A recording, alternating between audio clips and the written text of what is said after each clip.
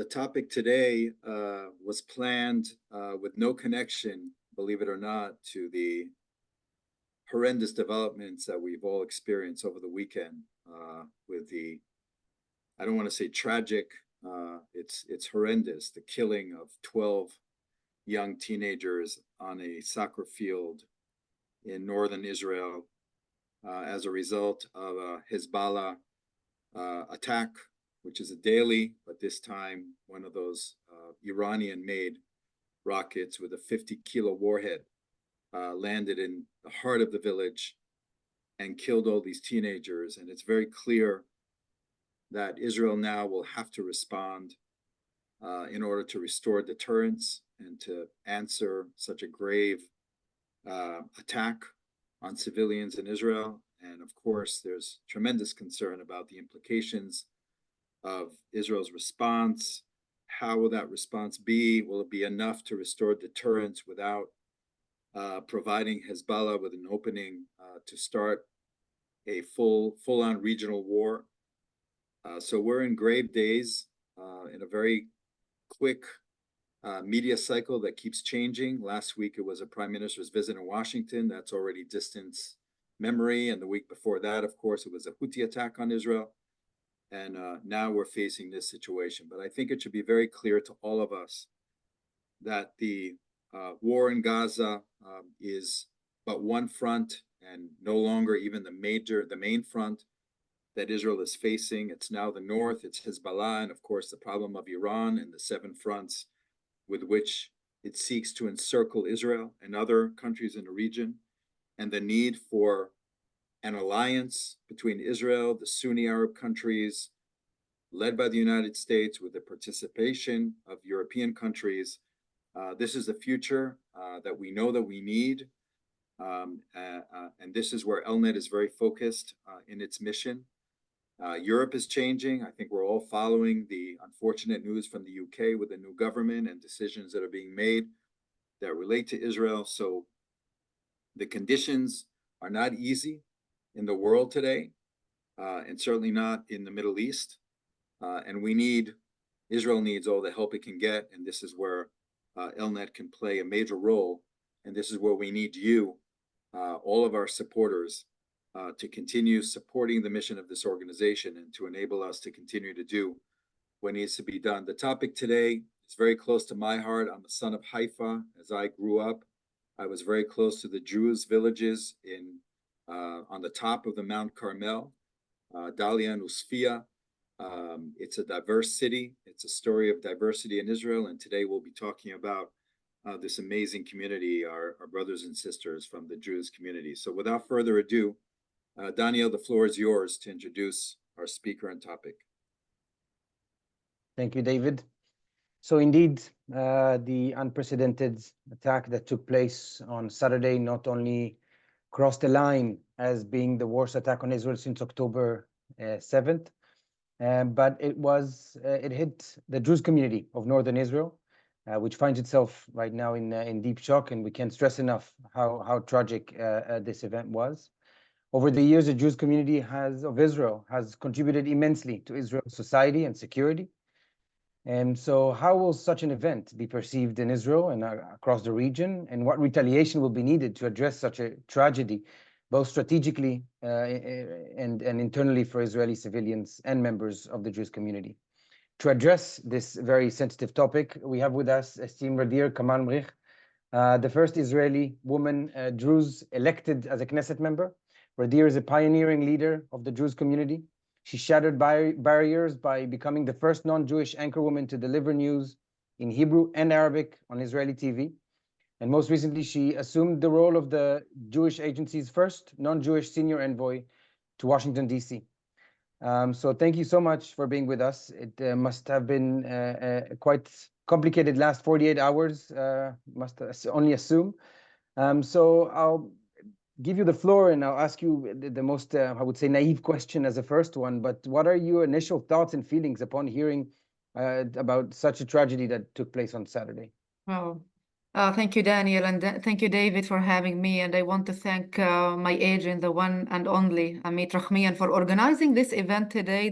What a coincidence of It was set last week, and who could imagine that we have been dealing for 48 hours with this unprecedented terror attack against this tiny, peaceful, small village in the Golan Heights, the Druze community. So it's another proof about the importance of our work as Israelis, as a minority woman, to bring the story of Israel, to tell the story of Israel to the world. You were asking me, Daniel, it takes time to absorb, to understand. Some of my friends from different countries are sending condolences, and I was answering them in one word: insane in a way that we know that we are dealing with the tough terrorists, but we couldn't imagine that now they are aiming, as last speeches of Nasrallah, of their leaders, that, okay, now we are going to expand and extend the range of the attacks, and we are not going to limit ourselves of attacking just soldiers. We will move through this briefing. We will zoom out and zoom back in through my story, the Druze community in Israel, its uniqueness domestically, but also in the region and the globe. I am showing you this slide. This is the photo of my parents. My father, Wajib, was a contractor. We lived in Daliat El Carmel. We say, David, in Hebrew, Kalab, Karov Labayit. So we are neighbors, Haifa and Daliat El Carmel. And I remember almost on every Shabbat, almost on every Saturday, we hosted a Jewish family at our home for a dinner, for lunch, or they invited us. My father always told me, you are not a Druze or a minority living in the Jewish state. No, you are an integral part of the state of Israel, and you must be a social agent. I have to admit, as a child, I didn't understand what he was talking about. What does that mean to be a social agent? What does that mean to be an influential in my community? He always taught me, you have no privilege to live your life in a way that you are living in a narrow prism of 9 to 5. I care just of my home, my relatives, my family, my neighborhood, or my town. No, go beyond. How can I build my town? How can I change my country, or even the globe, as a citizen of the globe? So this is what I am doing. I was, as a child, as a student, even at elementary school, participating in so many municipal delegations, the student council at Sofim, representing my country, the Druze community. I hosted my first TV show when I was 12 years old, the 6th grade, when I called the manager of a local TV station. I told him I want to host a TV program, and he laughed. He told me, you're a child. Come, start to volunteer, let us see you. And then guess what? I hosted my first TV show. I was taking camera to school, interviewing teachers, and filming homework instead of writing homework. So I believe in people. I see each one of us here as a social agent. So my father succeeded.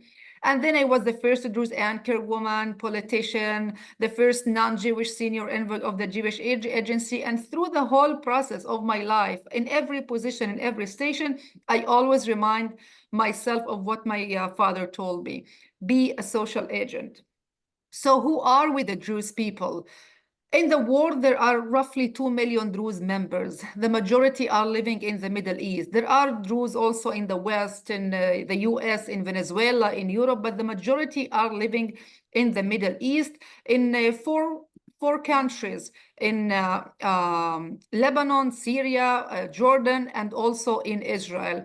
In Israel, there is roughly 600,000 Druze members. In Jordan, there is 20,000. In Lebanon, 200. I have the slides, but let me double check. How can I share it to you? We can see them. Yes, but I have another. It's not. Okay. Let me try again, because I want you to see the slides.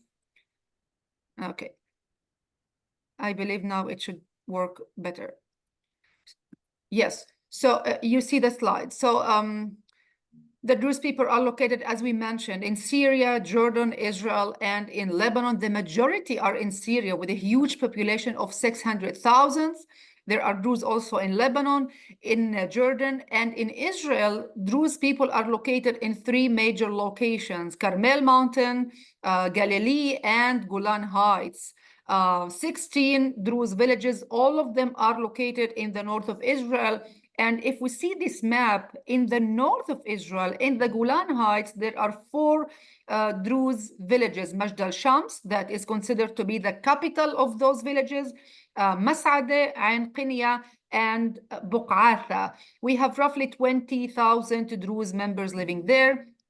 As you remember the history, the geopolitical reading of the region of the Golan Heights is controlled by the State of Israel since the Six-Day War, since 1967. In 1981, the Knesset, the Israeli Knesset, legislated a special law annexing the Golan Heights. There is just one country that recognized this annexation, which is the US under President Trump in 2019. And since then, for 57 years, the Golan Heights is part of the State of Israel. And as a Druze, I would tell you, it was amazing to see the process of integration of the Druze of the Golan Heights through those 57 years. History taught us that it will take time to absorb, it will take time to adapt, it will take time to change the mindset of those people who were living under a dictator, under dictatorship. So now they are living in Israel. You would see them in recent years flourishing, so many projects of tourism, of developments they enjoy. It's a magical place, very nice atmosphere. So in recent years, you would see even the differences among the second generation.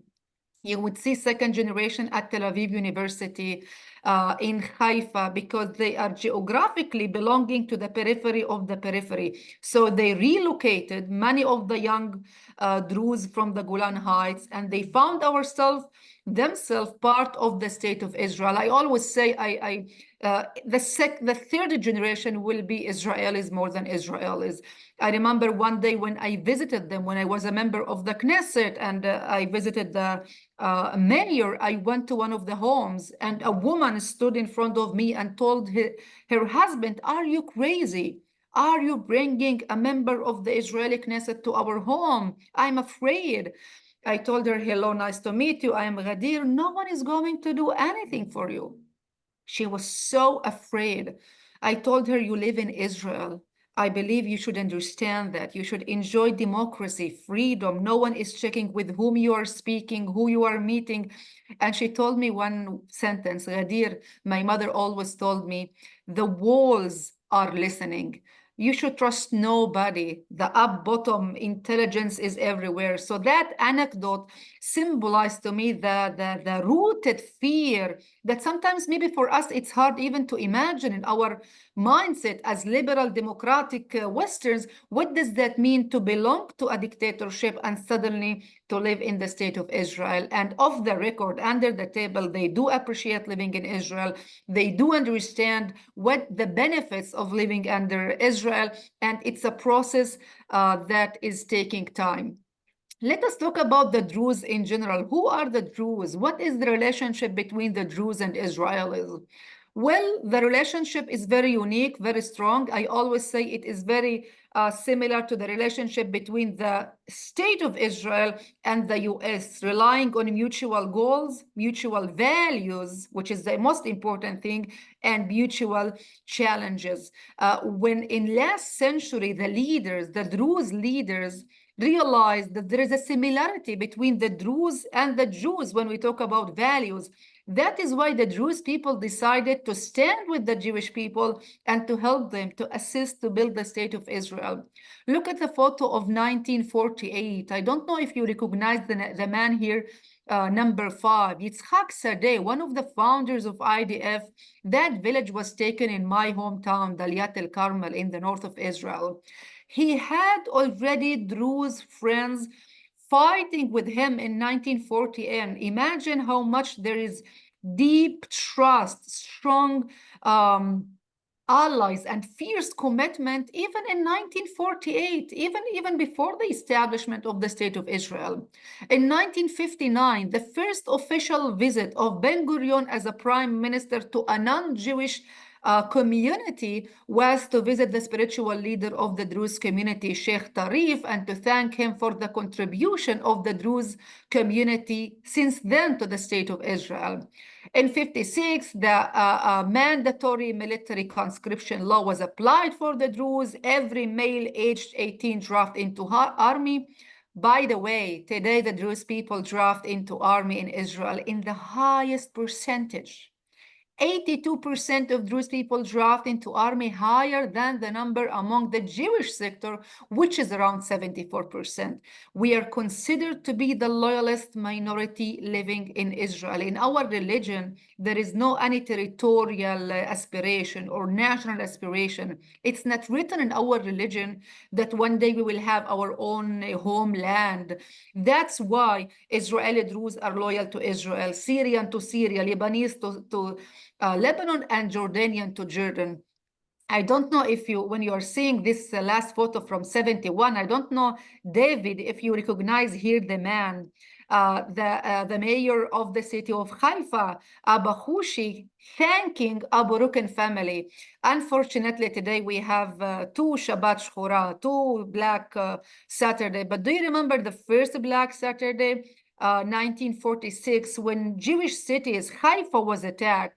The Druze people saved Abba Hushi, saved the mayor of the city Haifa, saved his life, protected his life by simply having him sleeping, hiding him in a Druze town, Isafia, located in the Carmel mountain. He slept there for 3 months. And today, when you travel to Israel, if you pass to the north through the Carmel mountain, through the Druze villages to Haifa, you would see that the main road is called Abba Hushi for this strong trust, friendship, commitment.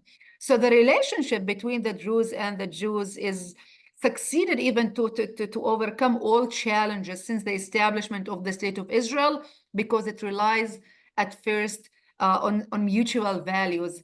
As the Jewish people, we experience persecutions. Our religion was originated 1,000 years ago in Egypt, derived from Islam, and like the Jewish people, we succeeded to survive and to thrive. I always ask my audiences, do you know where our national anthem, Hatikva, was written? So you may be amazed to know that paragraphs of Hatikva, of our national anthem, was written in Daliat el-Carmel. This is the home of Lawrence Oliphant. Lawrence Oliphant was a Jewish-British diplomat who fell in love, came to the region last century before the establishment of the State of Israel. And then he asked the Druze people to build his home, and they built his home. And then he hosted the Naftali Hertz Amber, who slept there and wrote paragraphs of Hatikva. Who could imagine in a Druze town in Daliat el-Carmel?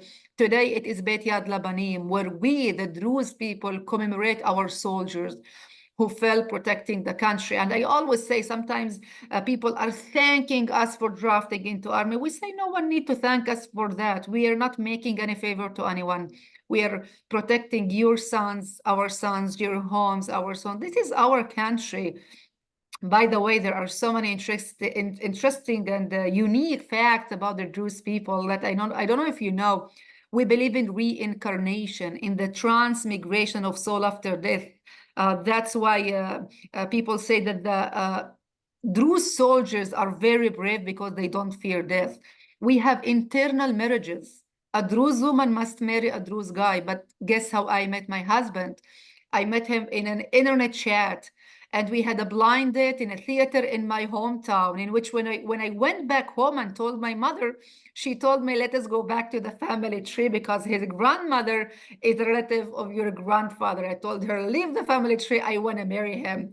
So there are many interesting facts about the Druze people, very unique minority and very peaceful minority, that it doesn't matter where we live, Jordan, Syria, Lebanon, we are very peaceful, we adapt, we respect where we live. And this is the most important thing that I ask you to remember from that the loyalist minority living in Israel. I want to show you a short video that explain or show this complexity. And let me know if you can hear the sound, the audio from the video or not. Sure.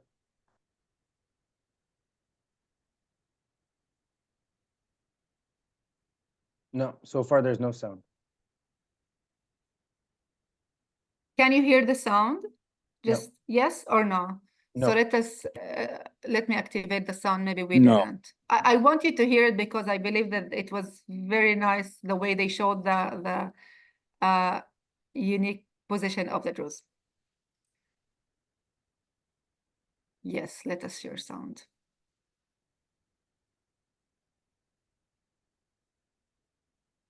Okay.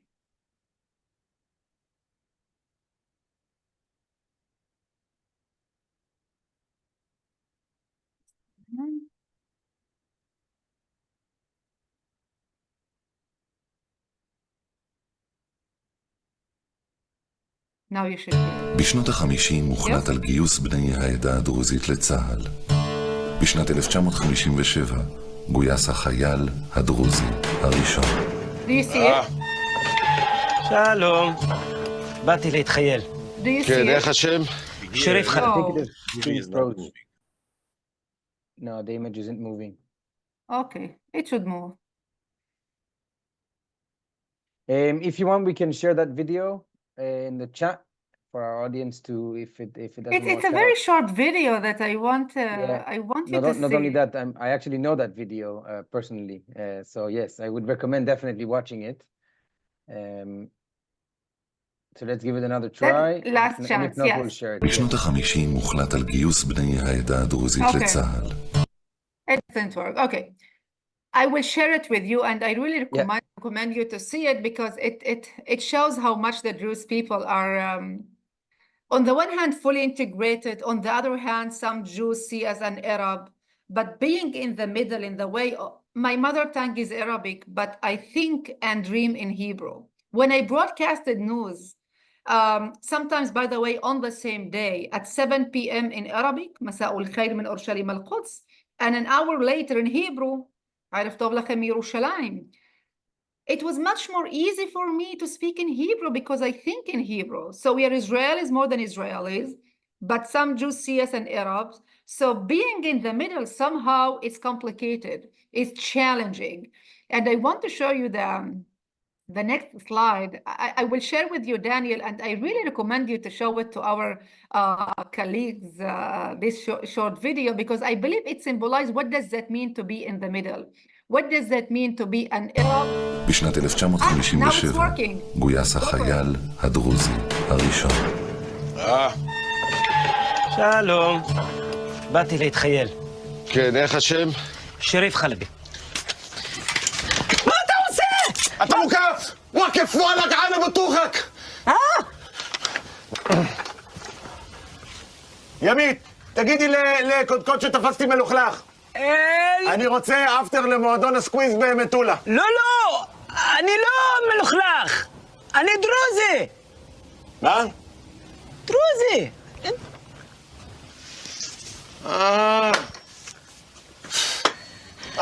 וואלה. שמעתי שמגייסים אתכם. סליחה, אני מתנצל, פשוט המבטא שלך קצת הלחיץ אותי. לא נורא, זה בסדר, קורה. תדע לך שאני מאוד מעריך את זה שאתם מתגייסים. מה שנקרא שותפות גורל. ברית דם. אנחנו אחים! יופי. אפשר לקבל נשק? בבקשה. שוקרן, יא זלמי. מה אתה עושה? סליחה, פשוט בלבל אותי השוקרן הזה שלך. אני צריך לעשות סוויץ' בראש, אתה לא ערבי. אני סוג של ערבי. אבל דרוזי! שזה סוג של ערבי. אבל דרוזי! תחליט, אתה ערבי או דרוזי? זה מסובך! תסביר לי. הבט, יא חביבי, מצב הדרוזים בארץ הוא מורכב, וזאת מאחר וישנם דרוזים המחשיבים עצמם כערבים, וישנם כאלה שלא. איך הכל התחיל בעצם? באסלאם השיעי היה פלג קיצוני בשם האסמאעיליה. הדת הדרוזית התפתחה מתוך הפלג הזה, והתגבשה יותר מאוחר בתקופת החליף הפטימי. וואי, איזה יופי. תגיד לי, זה עוד ארוך הביס במוח הזה? למה דרבש תכף סוגר לי את השקם, אז בוא נגיע לתכלס. אתה מרגיש ישראלי, כן או לא? בוודאי. את ההמנון אתה מכיר? בטח. השלם את המשפט. להיות עם חופשי. אסמנו. יפה. אחלה. יאללה, תודה רבה. יאללה, זה בסדר? יאללה, זה אחלה. גם אחלה זה אחלה. אחלה, אחלה. תודה רבה לך, באמת תודה רבה לך. תורג'מן. תורג'מן? כן. תגיד לי, תורג'מן, מאיפה ההורים? אבא שלי ממרוקו, אמא מצרית. תורג'מן, אתה יודע שגם אתה סוג של ערבי.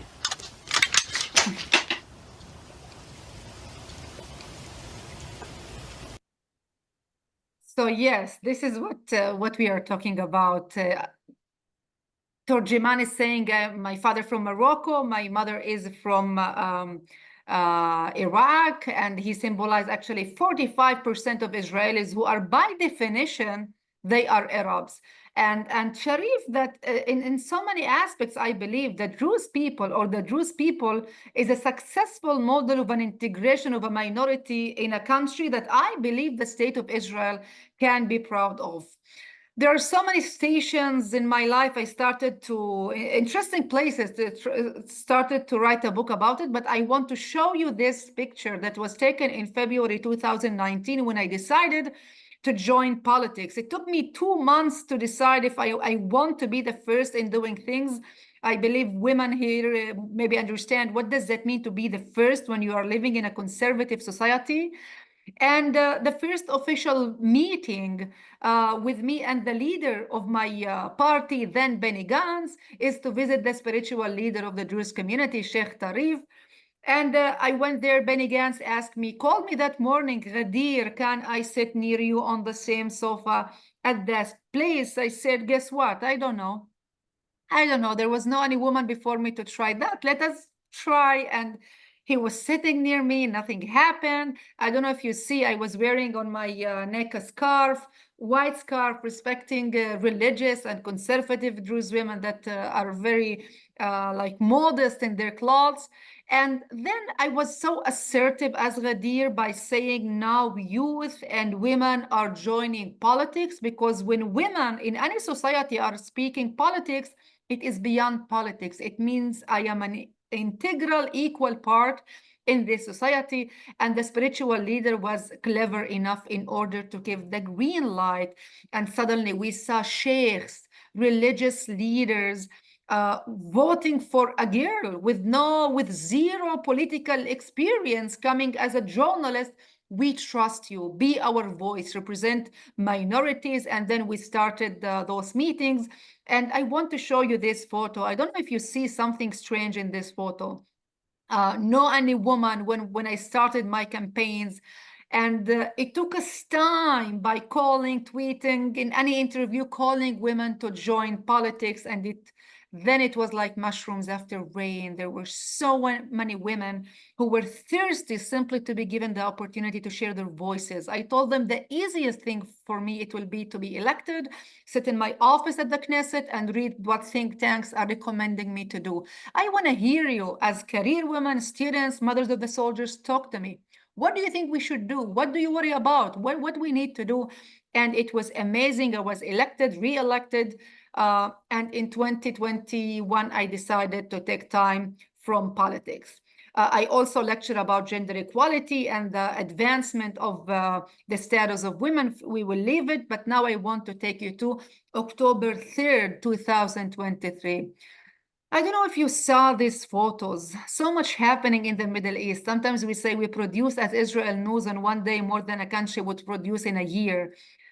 October 3rd, 2023, this photo was published it was in the New York Times, I believe, too, when we had for the first time an official delegation of the government of Israel visiting the UN summit in Riyadh in Saudi Arabia.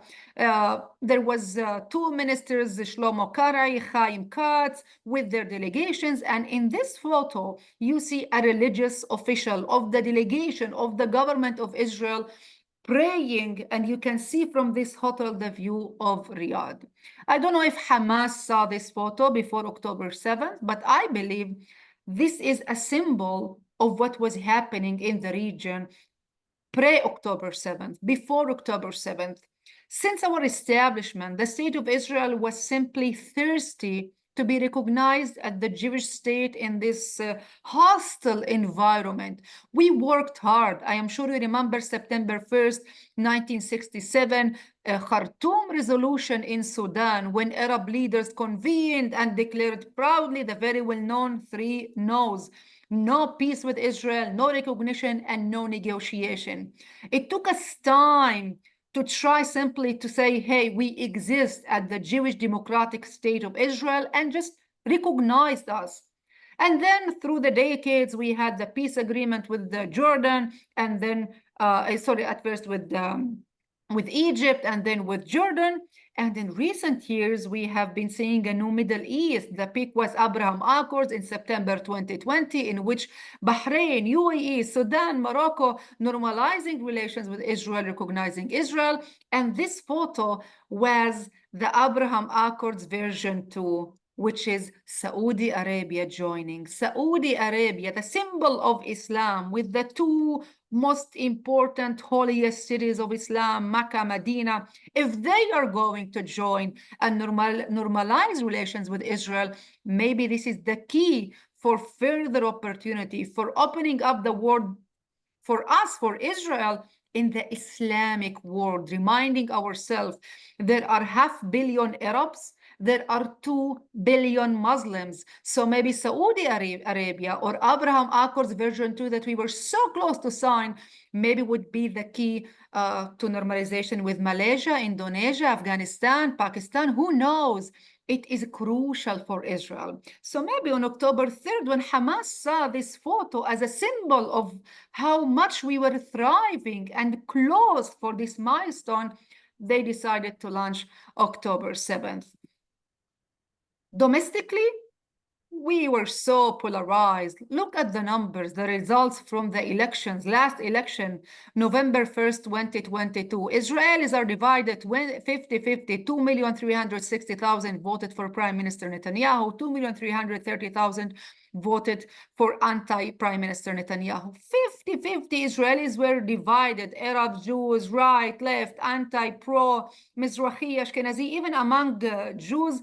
So regionally thriving, domestically instability, 5 elections in 4 years, polarizations in which it affected our economy, our social resilience, and our image in the region. And suddenly we got October 7th, the first organic, natural, immediate response of Israelis: unite and fight.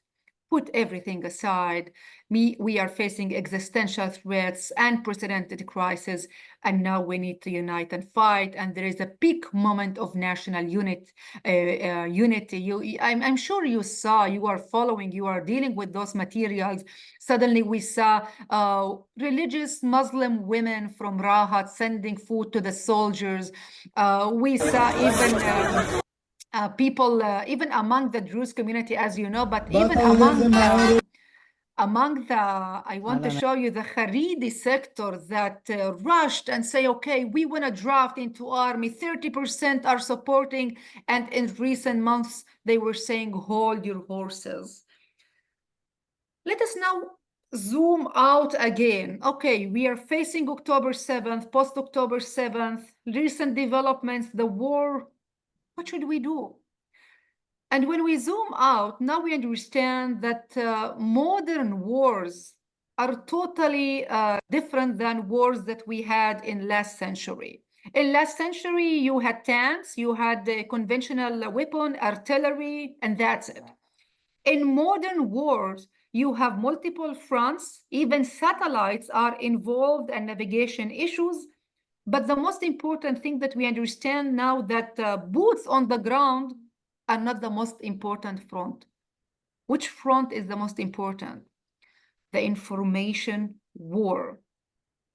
Even not the reality, but the story, how people are going to remember Israel. When you say Israel, what is the association among the global youth? When we say October 7th, what people would say? Now we understand that we are facing an information war. There are 16 million Jewish people and Israelis. There are 500 million Arabs and 2 billion Muslims. How can we start? How can we reshape public opinion? How can we re-educate public?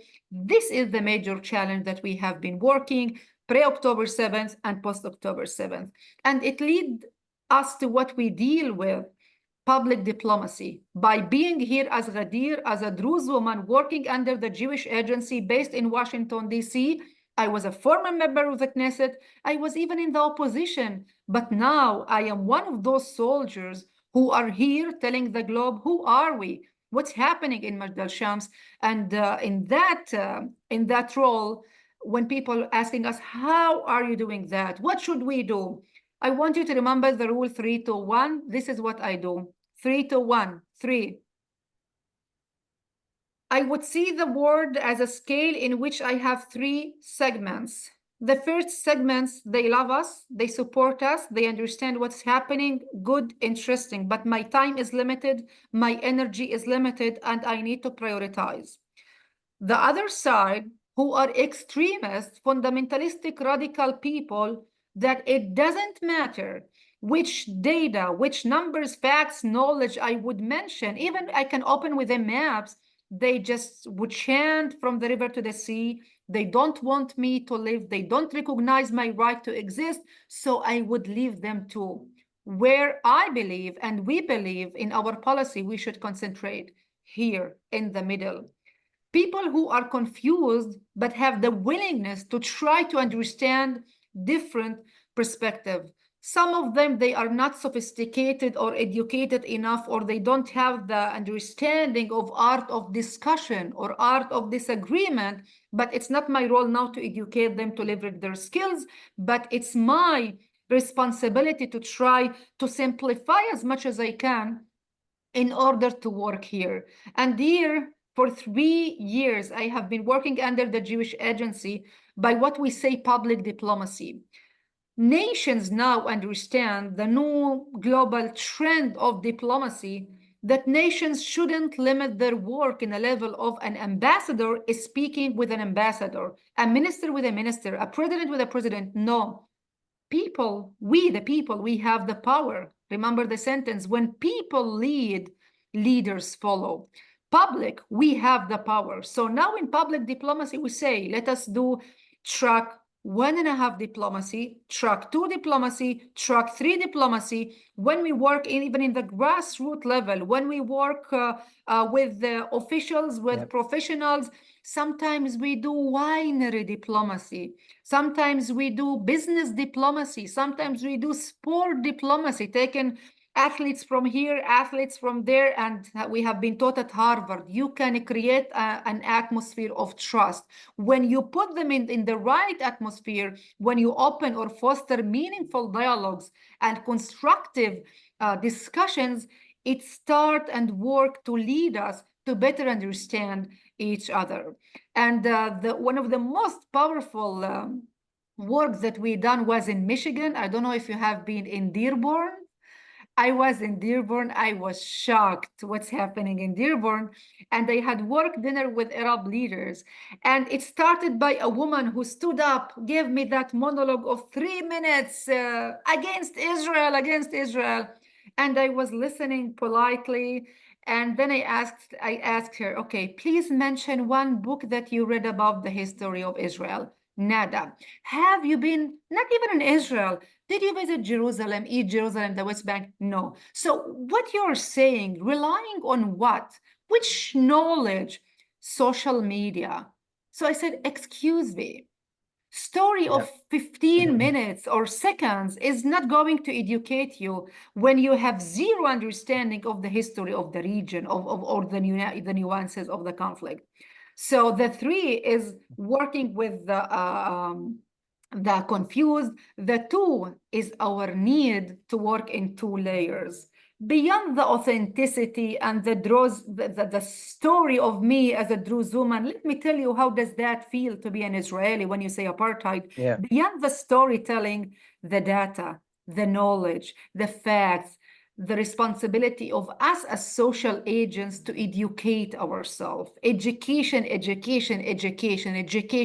key. Education is the tool.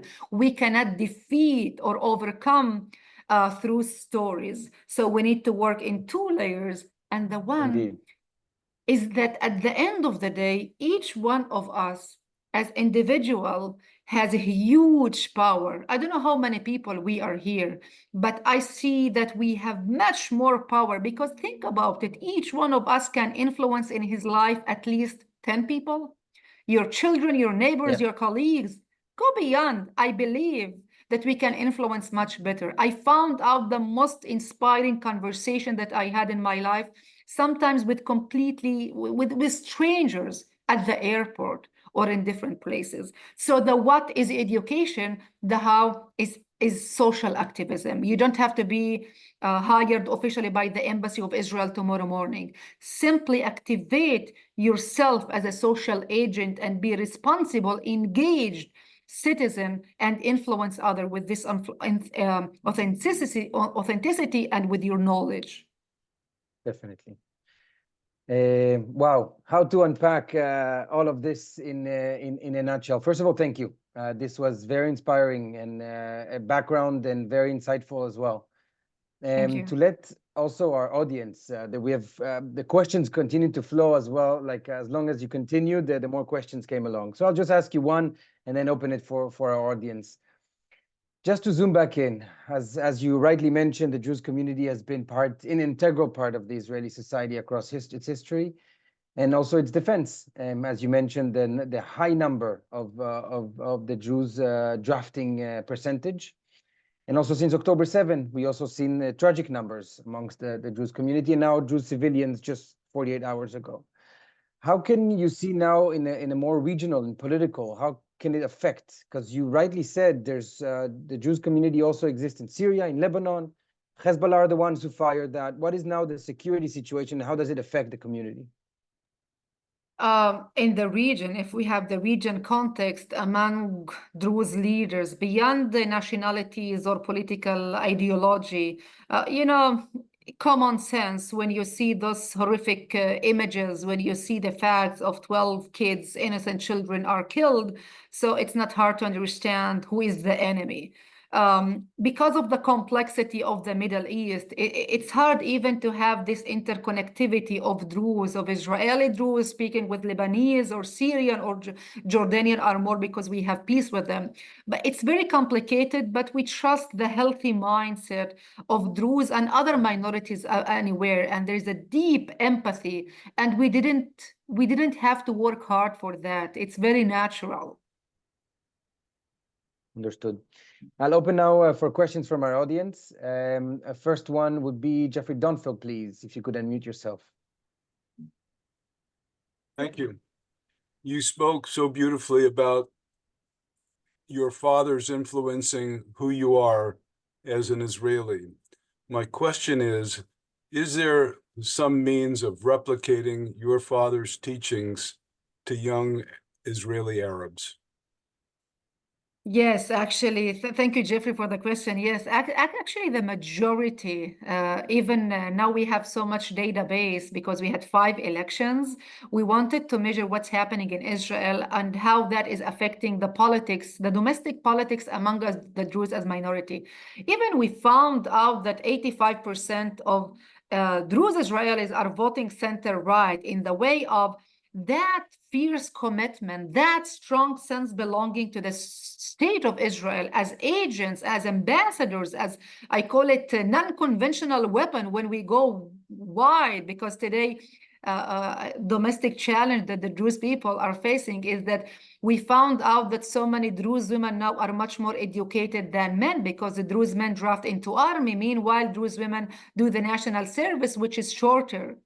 And the average of the marriage age is very low. So a man, when he finished after drafting into IDF, he understands that he needs money to build his home, so he less has time for academy. So now you have much more Druze women with MA, PA, BA, MA, PhD, and less educated men. So now we are having Druze members everywhere. There is no even any taboo, very well integrated. The integration is started since the establishment through IDF, through the military, but through the years, you see that this is not limited through security measures, not We have the high-ranking sensitive positions of our commanders, the trusted Druze commanders, but today even women are everywhere at NASA, today here in DC, at the embassy of DC, the head of the public diplomacy department from my village, a Druze woman, Southern Natur. So there is a beautiful integration that I believe the state of Israel can be proud of. If you would live with us, you will understand every word because we speak in Hebrew. When me and my husband, we text each other in Hebrew, when we write cards in Hebrew. Yesterday, when I gave an interview to Sky News Arabia, I found myself sitting with a translator, translating from Hebrew to Arabic because I think in Hebrew. So when I gave an interview this morning in Hebrew, I just spoke. I didn't have to prepare myself. So this is what I am talking about. The majority are living this way. It's not just about me as Gadeer. It's many women and men and youth who are very well adapting and integrating. Right. Thank you. Now we'll turn to Zori Mizrahi, please. Gadeer, thank you so much for your inspirational speech. And David, Daniel, all ELNET team, thank you for arranging these beautiful speakers to share their experience with us. And before I ask my question, I just wanted to let you know, I took a delegation to Majd al-Shams, and we attended a soccer game, and actually we got medals from the mayor of the city that afternoon. So it was close to my heart when I heard about this horrible news happening on Shabbat. But my question is, on a personal or professional level, how do you reach out to the Druze community in Syria and Lebanon or help empower them? Because I understand they're the ones who suffer from apartheid versus other people in Israel. Could you talk about that? Yeah, sure. Thank you for the question. I don't know if you remember, in 2018, ISIS committed a massacre among the Syrian Druze population. Kids were burned alive. It was terrible visuals that we received, and Israeli Druze, with the help of IDF and in very high levels of the government and the state of Israel, we delivered and assisted them, but of course not in a very declarative way because of the sensitivity.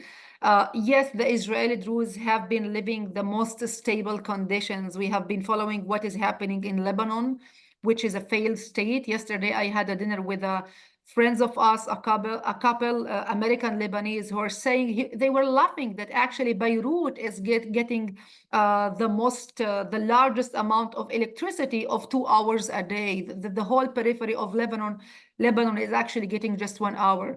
So yes, there are very complicated circumstances. A friend of mine, American Syrian, told me that they are buying their coffee. They measure when they buy the coffee in spoons. They have no money, no basic needs. So it's complicated, but we are limited in the way of assisting because of the complexity of the regime.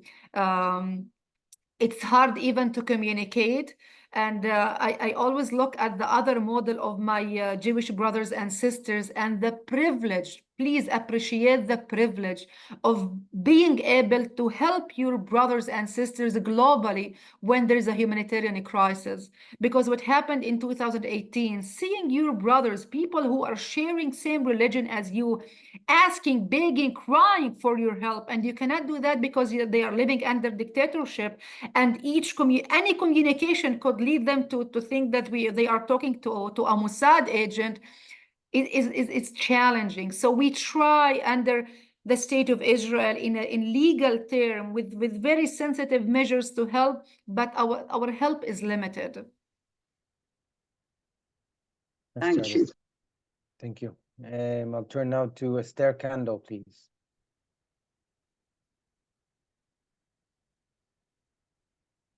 Thank you very much. That was fantastic. I'm a little confused. I had been reading up on the Druze since this happened. Are any of them still consider themselves only Syrian citizens in the Golan? And if so, do they serve in the army? I don't have relevant data, like database from the recent years. I know that 12% from them, we have 20,000 residents in the Golan Heights on those 4 villages. Just 12% they have citizenship. But I believe it will take time. They don't draft into army. They are still afraid that one day the state of Israel will return them. This was one of the arguments that I have been telling them, don't be afraid, because I don't see, not in the short term and not even in the long term, any scenario of the state of Israel returning the Golan Heights. There is a dark humor in Israel that Bashar al-Assad actually is the best enemy for Israel. It's the most silent, stable border that we have, with less, compared to other borders, with less direct clashes, compared, of course, to the border with Hamas or with Hezbollah. So it's complicated. It's taking time. They don't draft into army yet. Yes, there was, even if we touch the gender equality issues, in last elections, one woman decided to run for election, and guess how many votes she had? Just her vote. Even her husband was afraid to vote for her, because it takes time for a society. I really recommend you to read a book called 48 Laws of Power. And in one of the chapters, he said, there is a natural growth of a society. It will take time in order to bring them to the place in which they are mature enough, robust enough, involved enough to have this absorption, to have this, to fully live this understanding that they are living in a democracy and enjoy this democracy.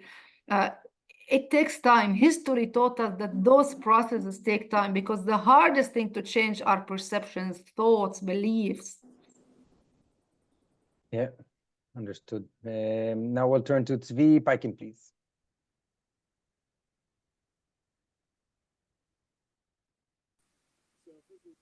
Now we can hear you, Tzvi. Yeah. If you...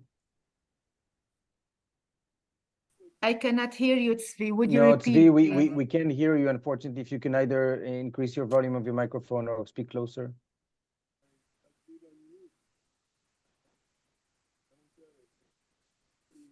I cannot hear you.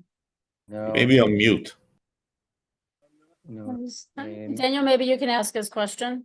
I'm looking for it. So the question of Tzvi, if you don't mind, Tzvi, I'll ask it for you. Do you think that there is discrimination against minorities in Israel? Yes, there is. There is not a complete equality. Israel has been working hard toward that. When I was at the Knesset, when you see the numbers of what a Druze municipality is getting versus what is a Jewish municipality is getting versus an Arab municipality or Muslim municipality, we understand that there is no absolute equality when we talk about systematic policy of recent governments of Israel. Yes, there are gaps. Yes, the governments are trying to close those gaps. Sometimes it's too little, too late. I don't know if you're following that yesterday, the minister Smotrich came to the Golan Heights and they refused even to accept him in the funeral.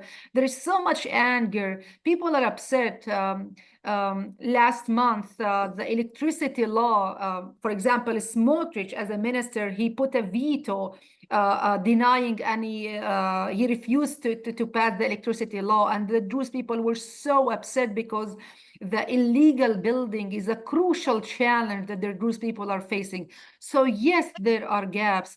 Jerusalem is trying to understand how to solve it, but sometimes it's too little, too late. Sometimes I say, if I would be a prime minister one day in Israel, those Druze villages would flourish as a message of having this unique, peaceful, patriotic, loyalist minorities. I don't think that we need to ask or demand for equality. We proved already our loyalty to the state. It's the turn of the state to prove its loyalty, to implement through systematic policy the equality as a value and as a policy.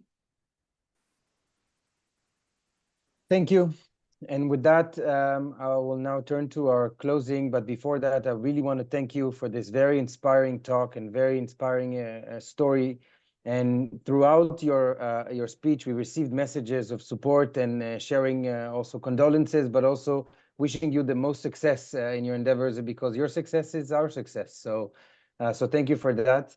I'd like to turn now to Sari here, who will have closing remarks for us. Thank you again. Thank you very much, Daniel.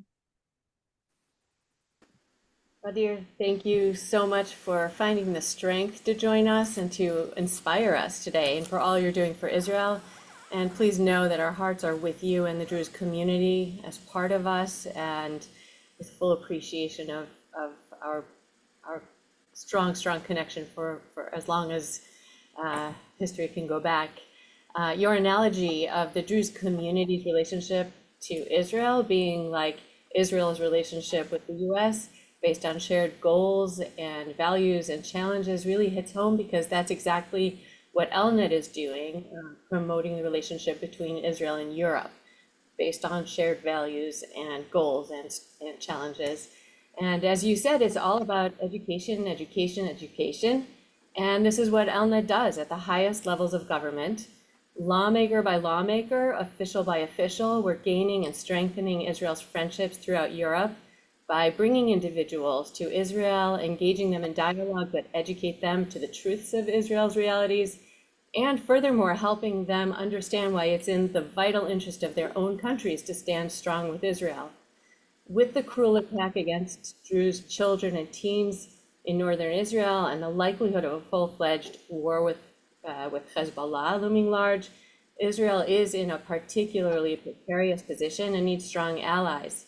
Just as everyone here wants to do everything you can for Israel, so does ELNET. And together we can make a monumental difference. Every $5,000 contribution helps bring a European official to Israel on an ELNET delegation. And my amazing colleagues in Israel and across Europe are working continually to create these delegations and dialogues and to bring these members of parliament and other officials to Israel and to various dialogues that we have, and they look to the US to provide much of the needed funding. So together, let's make that difference. Everybody who's here can help. To whatever extent you're able, please reach out to us, any of the directors at ELNET, and or go to the website, and please join us and help us, and together we can really make a big difference at this critical juncture. Thank you. I totally agree with you. Thank you, Sari, and I really appreciate your willingness to dedicate this hour to the Druze community. I don't take that for granted at all. Thank you. We really appreciate the partnership and the deep relationship. Thank you very much. Thank you, everyone. Gadeer, I'll see you in Haifa. We'd love to. Thank you. One of these days. I'm from Achuza, so I'm very close to you. Even closer than you thought. Mamash.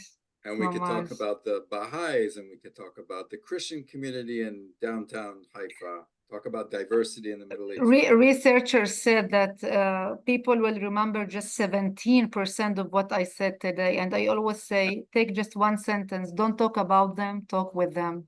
When you want to know something about the Druze, talk with Druze. You want to know something about Circassians, go to Kfar Kama, sleep there for 2 days, eat with them, think with them. Or LGBT or Ethiopian, talk with people. There is a crucial tool here that sometimes we miss simply by talk to each other, to better understand each other. So, chapeau, toda, thank you very much. Thank you. Thank you so much. Take care, stay safe, bye-bye.